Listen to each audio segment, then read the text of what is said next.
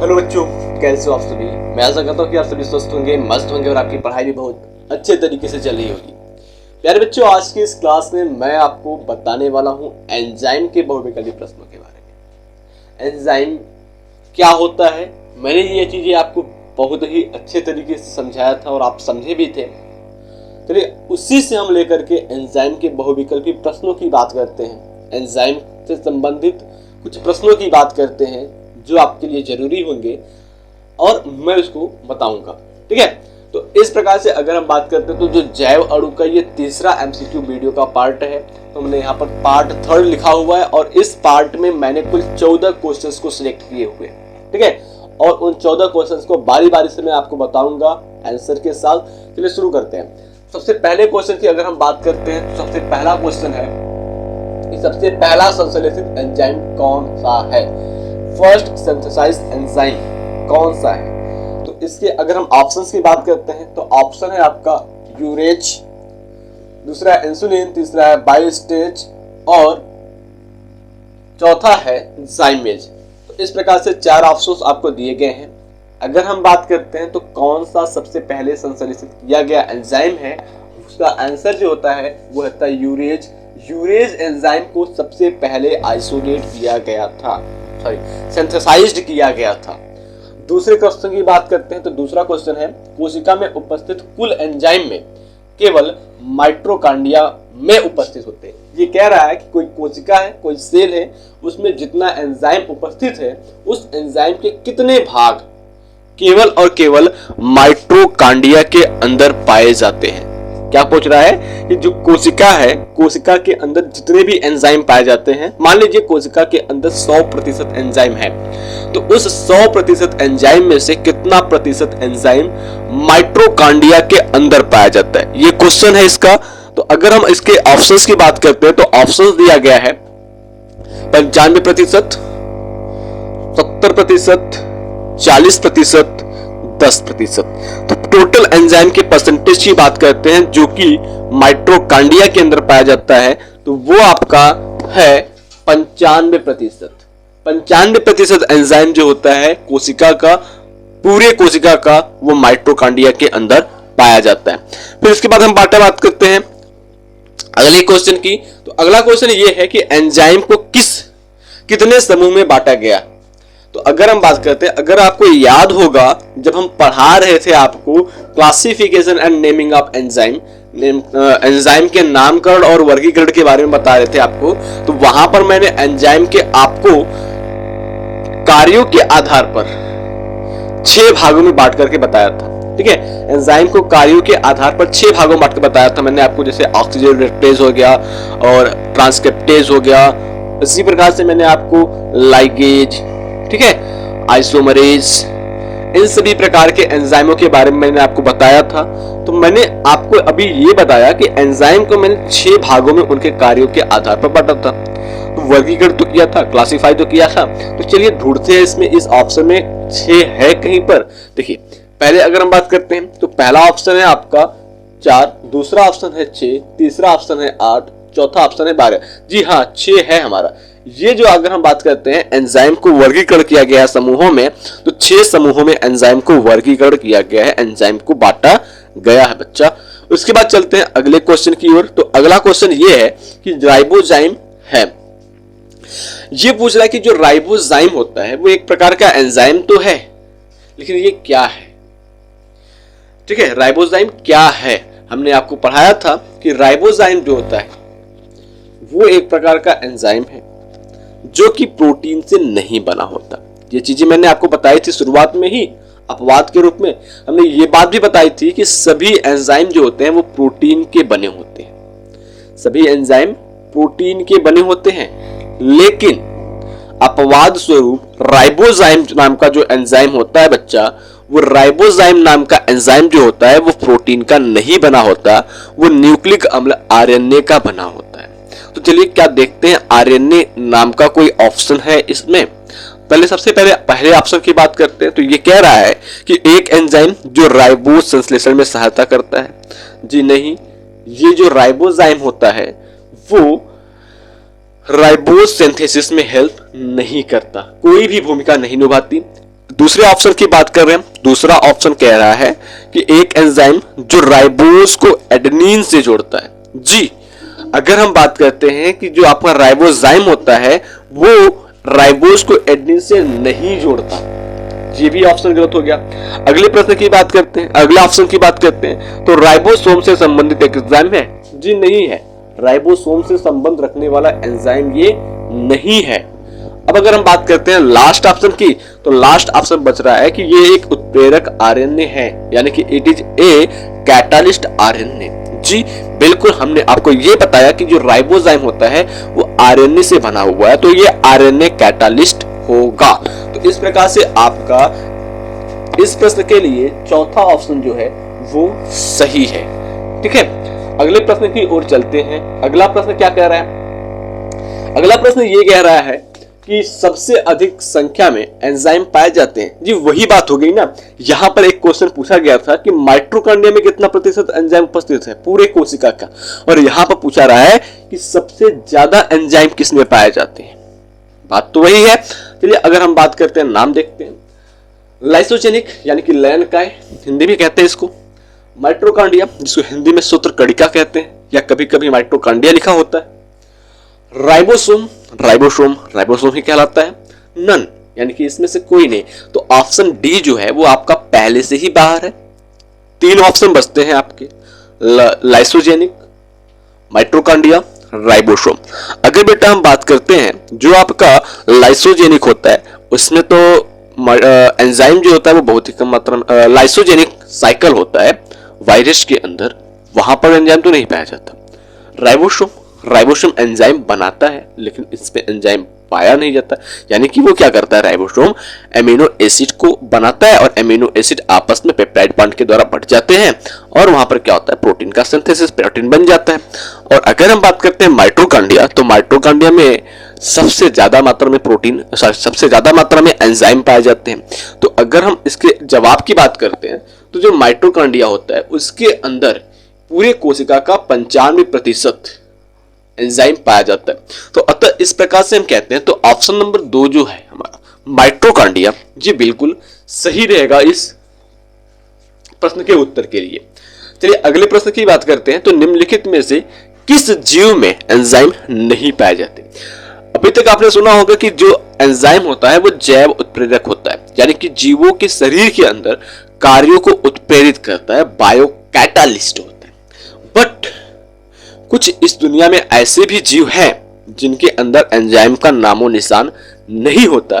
चलिए हम अगर बात करते हैं कैसे जीव हैं जिनके अंदर एंजाइम का नामो निशान नहीं होता, तो अगर हम ऑप्शन की बात करते हैं तो ऑप्शंस आपको दिए गए हैं, शैवाल, फंजाई है यानी कवक है, वायरस है, ठीक, उसके बाद आपका शैवाल है, उसके बाद आपका जो ऑप्शन है बैक्टीरिया है, यानी कि बात कर रहा है फंजाई यानी कि कवक, वायरस यानी कि विषाणु, और शैवाल यानी कि एल्गी, बैक्टीरिया यानी कि जीवाणु। इन चारों में अगर हम बात करते हैं एंजाइम की, तो किसमें एंजाइम नहीं पाया जाता? फर्स्ट ऑफ ऑल अगर हम सबसे पहले ये जान लें कि एंजाइम किसके अंदर पाया जाता है, तो ये क्लियर हो जाएगा किसके अंदर नहीं पाया जाता। जो फंजाई यानी कि कवक होता है उसके अंदर एंजाइम पाया जाता है, एल्गी जो होता है उसके अंदर भी एंजाइम पाया जाता है, बैक्टीरियल सेल जो होते हैं उसके अंदर भी एंजाइम पाया जाता है। बस तो हमारा वायरस रहा है। वायरस जो होता है वो एक ऐसा ऑर्गेनिज्म है, ऐसा जीव है जिसके अंदर किसी भी प्रकार का कोई एंजाइम नहीं पाया जाता। तो अगर हम बात करते हैं इस प्रश्न के उत्तर की, तो क्वेश्चन नंबर 6 का जो दूसरा ऑप्शन है बी वायरस, ये इसका सही आंसर है। ठीक है, उसके बाद हम चलते हैं क्वेश्चन नंबर 7 की ओर। क्वेश्चन नंबर 7 की बात करते हैं, देखो यहाँ पर रिपीट हो गया है। क्वेश्चन नंबर 7 की बात करते हैं, तो क्वेश्चन नंबर 7 में ये है कि एंजाइम शब्द का प्रयोग किसने किया था? ये पूछ रहा है कि who use term enzyme, enzyme शब्द किसने दिया था? तो अगर आप ध्यान से पढ़े होंगे तो आपको ये याद होगा कि एंजाइम को लुईस पास्चर ने सबसे पहले फर्मेंट नाम दिया था। देन उसके बाद FW कुहने नाम के वैज्ञानिक है जिन्होंने एंजाइम को एंजाइम शब्द दिया और उन्होंने ये बताया कि एंजाइम जो होता है वो जैव उत्प्रेरक होता है। जीवों के शरीर के अंदर बनता है, कार्य करता है। एंजाइम के अध्ययन को एंजाइमोलॉजी यानी कि एंजाइम विज्ञान कहते हैं, ये बात ही बताया था।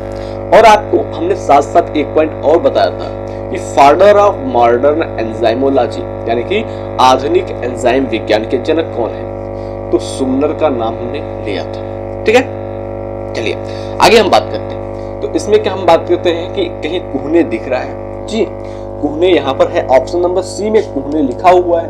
तो अगर हम बात करते हैं एंजाइम शब्द का प्रयोग किसने किया था, तो FW कुहने नाम के वैज्ञानिक ने किया था और यहाँ पर FW कुहने लिखा हुआ है। ठीक है, चलिए अगले प्रश्न की बात करते हैं। 8वां प्रश्न क्या है? 8वां प्रश्न हमारा ये है कि किस वैज्ञानिक ने सर्वप्रथम जाइमेज ईस्ट कोशिका से पृथक किया था। देखिए अगर हम बात करते हैं बेटा जाइमेज की, तो जो जाइमेज होता है आपका, जाइमेज एक प्रकार का एंजाइम है जो कि ईस्ट कोशिका से बाहर निकाला गया है। इतना आप ध्यान रखिए कि जो एंजाइम होता है उसको हम बाहर प्रिपेयर नहीं कर सकते, लेकिन बाहर हम निकाल करके काम यानी कि यूज में ले सकते हैं। तो ये पूछ रहा है कि जो आपका एंजाइम था उसको ईस्ट कोशिका से बाहर किसने निकाला था, वो isolate zymase from yeast cell.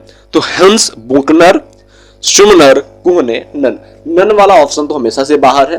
ठीक है, 3 ऑप्शंस की बात करते हैं।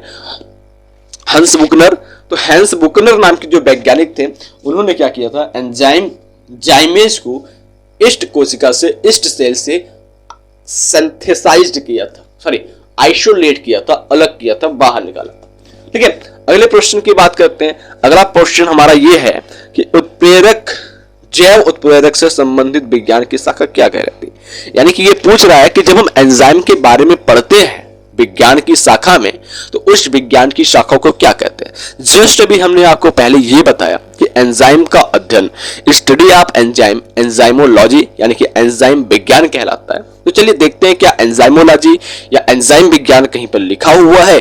चलिए अगर हम बात करते हैं तो पहला ही ऑप्शन क्या है, एंजाइमोलॉजी यानी कि एंजाइम विज्ञान लिखा हुआ है। दूसरा ऑप्शन है आपका बायोटेक्नोलॉजी, तीसरा है बायोलॉजी, चौथा है आपका माइक्रोबायोलॉजी। देखिए सबसे पहले अगर हम बात करते हैं एंजाइमोलॉजी, तो एंजाइमोलॉजी के अंदर जैव उत्प्रेरक यानी कि एंजाइम, जिसको हिंदी में वीकर के नाम से जानते हैं, का अध्ययन किया जाता है, का स्टडी कहलाता है, उससे संबंधित ये शाखा है विज्ञान की। उसके बाद अगर हम बेटा बात करते हैं बायोटेक्नोलॉजी, जिसको हम जैव प्रौद्योगिकी कहते हैं, तो जैव प्रौद्योगिकी के अंतर्गत हम जेनेटिक इंजीनियरिंग यानी कि आनुवंशिक इंजीनियरिंग के बारे में बात करते हैं। वहां पर पुनर्योगज डीएनए बनाया जाता है और बहुत सारे काम किए जाते हैं। जब आप क्लास 12 में जाएंगे तो एक चैप्टर ही है आपका जैव प्रौद्योगिकी, बायोटेक्नोलॉजी, तो वहां पर आप अच्छे से समझ पाएंगे। अगले ऑप्शन की बात करते हैं बायोलॉजी। तो बायोलॉजी का मतलब क्या होता है? Biology where we study about the micro and macro organism. ठीक है, छोटे बड़े जीवों के बारे में हम पढ़ते हैं। ठीक है, यानी कि हम बात करते हैं जहां पर हम जंतुओं के बारे में पढ़ते हैं उसको हम बायोलॉजी कहते हैं। देन इसके बाद आता है आपका माइक्रोबायोलॉजी। माइक्रोबायोलॉजी का मतलब क्या हो जाएगा? विज्ञान की वह शाखा जहां पर हम सूक्ष्म जीवों के बारे में पढ़ते हैं। The branch of science where we study about the micro organism called microbiology. ये बात तो आपको अच्छे से पता होगी। चलिए अगर हम अगले क्वेश्चन की बात करते हैं, यानी कि क्वेश्चन नंबर 10 की बात करते हैं, तो 10वां क्वेश्चन हमारे लिए ये है कि एंजाइम किस प्रकार की अभिक्रिया को उत्प्रेरित करता है। Which type of reaction stimulated by enzyme. ये कह रहा है कि कोई रिएक्शन हो रहा है तो एंजाइम क्या उस रिएक्शन में काम करेगा, और अगर एंजाइम उस रिएक्शन में काम करता है तो वो रिएक्शन जो होता है वो किस प्रकार का है। तो मैंने आपको ये चीज बताई थी कि जो एंजाइम होता है वो किसी भी रिएक्शन के रेट को इंक्रीज करती है, रिएक्शन के रेट को क्या करती है, बढ़ा देती है। ठीक है, अभिक्रिया की दर को वो इंक्रीज करती है। ये चीजें मैंने आपको बताई थी और हमने आपको ये बात भी बताई थी कि एंजाइम को कार्यों के आधार पर, उनके फंक्शन के आधार पर 6 भागों में बांटा गया था। पहला हमने आपको ये बताया था oxido reductase enzyme, oxido reductase के बारे में बताया था। ऑक्सीडो रिडक्टेज का मतलब होता है कि वह एंजाइम जो ऑक्सीडेशन और रिडक्शन यानी कि अपचयन और उपचयन में भाग ले। तो अगर हम बात करते हैं क्या यहाँ पर ऑक्सीडो रिडक्टेज नाम का ऑप्शन है, उसकी बात करते हैं। तो पहले ऑप्शन की बात करते हैं बेटा, तो पहला ऑप्शन आपका जो है वो है रिडक्शन, ठीक है। दूसरा है ऑक्सीडेशन। जी, यहां पर तो दोनों अलग अलग हैं, ऑक्सीडेशन और रिडक्शन अलग अलग है, अपचयन और उपचयन अलग अलग है। तीसरे ऑप्शन की बात करते हैं, तीसरे ऑप्शन में लिखा गया है बोथ ए एंड बी। यहां पर तो मिल गया आपको ऑक्सीडेशन रिडक्शन दोनों साथ में मिल गया। तो ऑक्सीडो रिडक्टेज का मतलब होता है कि ऑक्सीडेशन रिडक्शन। तो अगर हम बात करते हैं जो आपका एंजाइम होता है वो ऑक्सीडेशन रिडक्शन दोनों अभिक्रियाओं को प्रेरित करता है, आगे बढ़ाता है। समझ में आया? तो इस प्रकार से ऑप्शन नंबर सी आपका सही हो जाएगा। चलिए अगर हम चलते हैं क्वेश्चन नंबर 11 की ओर, तो 11वां क्वेश्चन ये है कि निम्नलिखित में से पाचक एंजाइम है, यानी कि ये कह रहा है कि नीचे दिए गए एंजाइमों में से पाचक एंजाइम कौन सा है, which is digestive enzyme in following. Option है आपका hydrolase, transcriptase, oxido reductase, ligase. देखिए अगर हम बात करते हैं ट्रांसक्रिप्टेज, तो ट्रांसक्रिप्टेज क्या करता है, ट्रांसफर करता है बॉन्ड को, बंध को ये तोड़ता है फिर नए बंध बनाता है। ऑक्सीडो रिडक्टेज ये ऑक्सीडेशन रिडक्शन करता है। लाइगेज ये जोड़ने का काम करता है, इसको हम मॉलिक्यूलर ग्लू के नाम से जानते हैं, आणविक गोंद के नाम से जानते हैं। उसके बाद हम हाइड्रोलेज की बात करते हैं, तो भाई हाइड्रोलेज इसका काम होता है पाचन क्रिया में सहायता करना, इसका काम होता है बंध को तोड़ना लेकिन दोबारा से बंध नहीं बनने देता, ठीक है। तो हाइड्रोलेज एंजाइम जो है भाई वो आपका पाचन क्रिया में भाग लेता है या पाचक एंजाइम है। अगले क्वेश्चन की बात करते हैं, 12वां क्वेश्चन है कि एंजाइम क्रिया विधि को ताला कुंजी परिकल्पना किसने दिया, यानी कि ये कह रहा है कि who gave the lock and key hypothesis of enzyme mechanism। एक वैज्ञानिक का नाम बताइए जिन्होंने एंजाइम के लिए ताला कुंजी मॉडल प्रस्तुत किया। तो ऑप्शन में आपके मिल जाते हैं कोशलैंड, एमएल फिशर, कोने, बुकनर। तो अगर हम बात करते हैं आपका जो सही जवाब है, कोहने ने तो आपको एंजाइम शब्द का प्रयोग किया था। बुकनर की बात करते हैं तो बुकनर ने जाइमेस को सबसे पहले ईस्ट से अलग किया था। और अगर हम बात करते हैं एमिल फिशर की, तो एमिल फिशर नाम के जो वैज्ञानिक हैं उन्होंने एंजाइम के लिए ताला और चाबी का मॉडल दिया था, ताला और चाबी का सिद्धांत या परिकल्पना उन्होंने दिया था। अगले क्वेश्चन की हम बात करते हैं बच्चा, तो अगला क्वेश्चन ये आ जाता है कि एंजाइम संवेदनशील होते हैं, एंजाइम आर सेंसिटिव फॉर। ये पूछ रहा है कि एंजाइम किसके लिए संवेदनशील होते हैं। मैंने आपको ये बताया था जब हम आपको एक्टिवेशन ऑफ एंजाइम पढ़ा रहे थे, तो वहां पर आपको 4 चीजें मैंने बताया था। आपको टेम्परेचर बताया था, पीएच बताया था, उसके बाद कॉन्सेंट्रेशन ऑफ सबस्ट्रेट बताया था, इनहिबिटर बताया था। ये चीजें बताई थी मैंने आपको। यानी कि अगर हम बात करते हैं तो हमने आपको पीएच मान के प्रति एंजाइम की संवेदनशीलता को बताया था, तापमान के प्रति एंजाइम की संवेदनशीलता को बताया था, सबस्ट्रेट यानी कि आपके जो अभिकारक होते उसके ज्यादा मात्रा के प्रति संवेदनशीलता बताया था, और केमिकल इनहिबिटर यानी कि रासायनिक अवरोधक के बारे में बताया था आपको, जिसको हम जैव विष के नाम से जानते हैं, जहर के नाम से जानते हैं, उसके बारे में बताया था। इन सभी के लिए ये क्या होते हैं, संवेदनशील होते हैं। जैसे जैसे अगर हम बात करते हैं टेम्परेचर बढ़ाएंगे एंजाइम की एक्टिविटी बढ़ेगी, देन टेम्परेचर ज्यादा हो जाएगा तो एक्टिविटी खत्म हो जाएगी, एंजाइम की स्ट्रक्चर खराब हो जाएगी। ठीक उसी प्रकार से पीएच वैल्यू की बात करते हैं तो कोई भी एंजाइम एक फिक्स्ड पीएच वैल्यू में काम करता है। जैसे अगर हम बात करते हैं सलाइवरी एमाइलेज की, वो 6.7 में काम करता है। ट्रिप्सिन की बात करते हैं, ठीक है, पेप्सिन की बात करते हैं, तो इन सभी के लिए फिक्स एंजाइम होते हैं। उस फिक्स्ड एंजाइम की वैल्यू फिक्स्ड पीएच वैल्यू होते हैं, फिक्स्ड पीएच मान होते हैं, और इस फिक्स पीएच मान के बेसिस पर जो एंजाइम होता है वो काम करता है। ये हो गया। टेम्परेचर के बारे में बता दिया, और कॉन्सेंट्रेशन भी अगर फिक्स्ड होगा तो एंजाइम काम करेगा, ज्यादा होगा तो कहां से काम कर पाएगा, कम होगा तो कहां से काम कर पाएगा, ठीक है। और अगर हम बात करते हैं जहर दे दिया जाए तो कहां से काम कर पाएगा, नहीं काम कर पाएगा। तो जो एंजाइम होता है वो सेंसिटिव इन सभी के लिए होता है। पीएच मान टुवर्ड द पीएच यानी कि पीएच मान के प्रति होता है, टुवर्ड द टेम्परेचर तापमान के प्रति होता है, टुवर्ड द सेल पॉइजन कोशिका विष के प्रति भी होता है। तो इस प्रकार से ऑप्शन नंबर डी ऑल सभी जो आंसर है सही है। तीनों ऑप्शन सही है। चलिए अगले प्रश्न की बात करते हैं, जो आपका आखिरी प्रश्न होता है। आखिरी प्रश्न की अगर हम बात करें बेटा, तो यदि ताप को 30 से 50 डिग्री तक बढ़ाया जाए तो एंजाइम की क्रियाविधि, ये पूछ रहा है कि if increase temperature 30 to 50 degree Celsius then the activity of enzyme is. ये कह रहा है कि अगर हम तापमान को धीरे धीरे बढ़ाएं तो क्या एंजाइम की क्रियाविधि बढ़ती रहेगी या घट जाएगी, ये पूछा। तो हमने आपको टेम्परेचर के बारे में जब पढ़ाया था तो हमने ये बताया था कि जब एंजाइम को हम टेम्परेचर बढ़ाते हैं तो जो क्रियाविधि होती है वो धीरे धीरे एक समय तक यानी कि ऑप्टिमम टेम्परेचर तक बढ़ेगी, देन उसके बाद क्या हो जाएगी, घटना शुरू हो जाएगी और एकदम से जीरो हो जाएगी। इसका मतलब ये होता है कि हम किसी चीज को ज्यादा से ज्यादा टेम्परेचर दे देंगे तो उसकी स्ट्रक्चर क्या होगी, खराब हो जाएगी।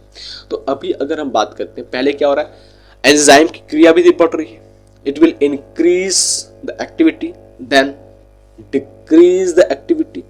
पहले क्या हो रही है, इंक्रीज हो रही है, दूसरे बाद डिक्रीज हो रही है। चलिए देखते हैं क्या बढ़ता है और घटता है, ये वाला ऑप्शन है। पहले ऑप्शन की बात करते हैं तो पहला ऑप्शन लिखा हुआ है कि first it will increase then it will decrease, पहले ये बढ़ेगा फिर घटेगा। दूसरा है ओनली इंक्रीज, केवल और केवल बढ़ता ही जाएगा। दूसरा है ओनली डिक्रीज, केवल केवल घटता जाएगा। चौथा है नन, यानी कि इसमें से कोई नहीं। भैया कोई नहीं वाला तो हमेशा से बाहर है और बाहर ही रहेगा। पहला ऑप्शन जो इसका है, it will increase first then it will decrease, पहले ये बढ़ेगा फिर ये घटेगा, ये सही है। तो पहला ऑप्शन आपका सही है। तो मैं आशा करता हूं कि मैंने आपको 14 प्रश्न बताया और ये 14 प्रश्न आपके लिए बहुत ही उपयोगी होंगे। तो अतः मैं आशा करता हूं कि आप हमसे बायोलॉजी पढ़ने के लिए इसी प्रकार से जुड़े रहेंगे। 1 तारीख अप्रैल यानी कि 1 अप्रैल 2024 से क्लास 11th क्लास 12th की नई बैच शुरू होने जा रही है। नई बैच में कुछ विशेष बातें होंगी, मैं उसको आपको बता दूंगा जल्द ही। चलिए बंद करते हैं, आज की इस क्लास को समाप्त करते हैं यहीं पर। मिलते हैं आपसे अगले क्लास में, तब तक के लिए जय हिंद जय भारत।